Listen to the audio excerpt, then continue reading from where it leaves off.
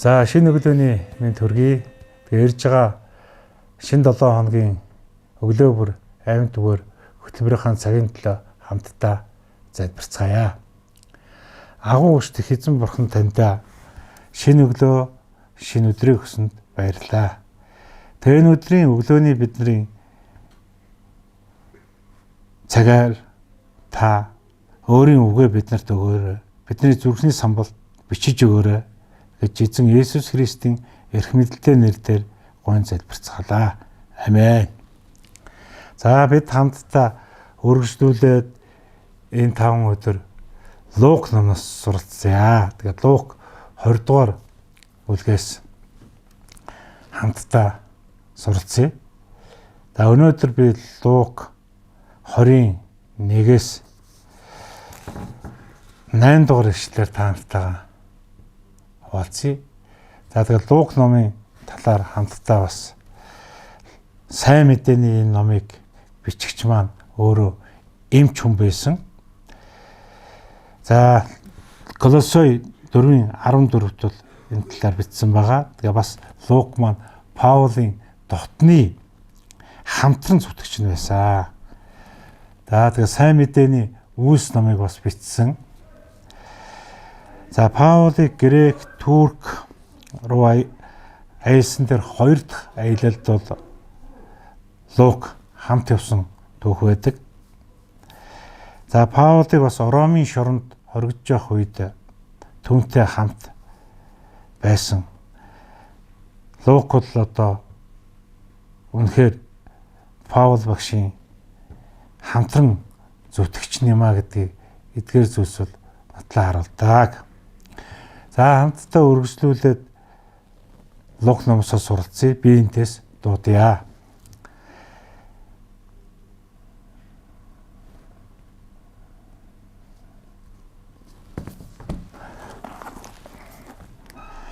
Тэрхүү өдрүүдийн нэгэнд Есүсийг сүм дотор хүмүүс сургаалаа зааж сайн мэдээ дэлгэрүүлж байхад нь ахлагт дахилч нар, хуулийн багш нар, ахлагчдын хамт түүн дээр ирж түүнд та ямар эрх мэдлээр эдгээрийг үлдэж байгаагаа бидэнд хэл. Хэн танд энэ эрх мэдлийг өгөв гэсэнд тэр хариудна. Би мөн та нараас нэг зүйл асууя. Надад хэл. Иохны баптизм Тэнгэрээс үү эсвэл хүмүүсээс үү гэв.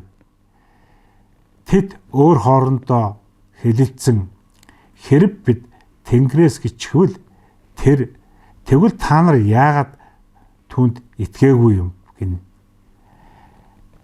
Харин бид хүмүүсээс гэвэл ард олон бүгд Иохныг иш үзүүлэгч байсан гэж үздэг тул биднийг чулуугаар шиднэ шүү дээ гэд тэд хаанаас ирснийг нь мэдэхгүй гэв. Тэгтэн Есүс би ч гэсэн ямар эрх мэдлээр тэдгэрийг үлддэгэ та нарт хэлэхгүй гэжээ. Амен. За ишлээс харахад Есүс Христ Бурхны хүү. Тэр Бурхны хүч чадлаар Бурхны эрх мэдлийн дагуу хийж байгаа бүх зүйлсийг тухайн үеийн юдэчүүд бол эсэргүүцэж тэднэрт үл ойшоож үздэг байсан ба тэднийг өрхөнд орвол унахыг бол хүсдэг байсан Иесусыг. Тийм ч учраас Иесуст бол энэ эрх мэдлийг хаанаас авсан тухай ахлах дахиж нар болон юдэчүүд асуусан. Өмнөх хэсгээр гардаг сүмийг цэвэрлсэн тэр ямар эрх мэдлэр сүмийг одоо цэвэрлж өвчтөе хүмүүс идгээсэн олон нөхцөл байдлуудыг нь хараад эцэст нь түүнээс асууж байна. Энэ асуултанд бол Иесус шууд хариулаагүй. Хэрвээ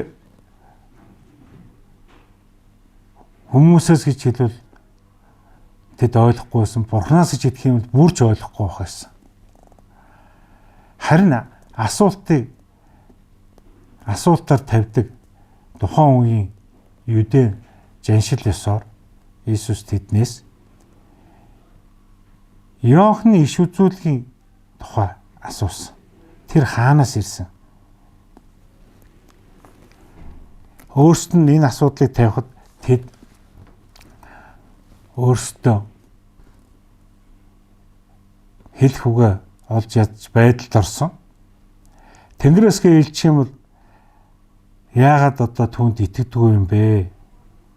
Харин бид хүмүүсээс гээд хэлчих юм бол ард олон бүгд одоо Иохныг иш үзүүлэгч байсан гэдгийг мэддэг тул чулуугаар шийдвэрлэхээс айсан.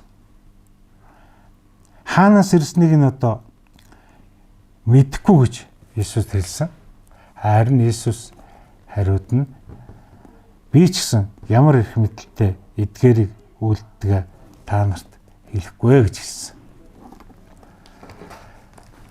Тухайн үеийн юдэчүүдийн энэ арга нь мухарталд орсон нь бол Иесусийн мэрэгэн ухаан, Бурхны хүч чадал, Бурхнаас өгөгдсөн эрх мэдлийн дагуу өгөгдсөн үйл явдал усныг бид энэ ишлэлээс ойлгож авлаа. За тэгээ хамтдаа залбирцгаая. Агуу өгт эзэн Бурхан таньдаа талархъя. Өнөөдөр та биднарт Луг номоор дамжуулан Иесусийн эрх мэдэл хаанаас хэрхэн байдгийг ойлгуулж өгсөнд баярлалаа. Тэр бол Бурхны цорын ганц хүү бөгөөд Бурханаас эрх мэдлийг авсан цорын ганц эрх мэдэлтэн Бурхны хүү гэдгээ хүмүүст болон тухайн үеийн хүмүүс ч гэсэн харуулсаар ирснийг биднэрт өнөөдөр дахин ойлгуулж өгсөнд баярлалаа. Энэ бүгдийг таны хайртай хүү Иесусийн нэрээр гуйн залбирлаа. Амен. Эзэн эвэгээ.